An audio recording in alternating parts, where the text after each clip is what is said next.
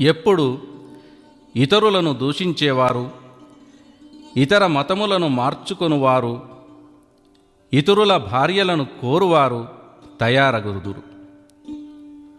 స్త్రీలకు మరల వివాహములు జరుగును. శ్రమజీవులైన శూద్రులు సన్యసించెదరు. వెంపలి మొక్కలకు నిచ్చెనలు వేసి ఎక్కడివారు ఒత్తురు. అనగా తరానికి మానవులు పొట్టివారైపోదురు. బహుధాన్య సంవత్సరం నుండి నందననామ సంవత్సరం వరకు, అనగా క్రీస్తు శకము 1998 2014 సంవత్సరాల మధ్యకాలమున శ్రీశైల మల్లికార్జునుని గుడిలో పొగమంటలు పుట్టును. శ్రీశైల శిఖరమున నిప్పులు రాలిపడేను. గుళ్లలో అనగా దేవాలయములలోని విగ్రహములకు కళలు వచ్చి ఊరూరా నాట్యములాడేను.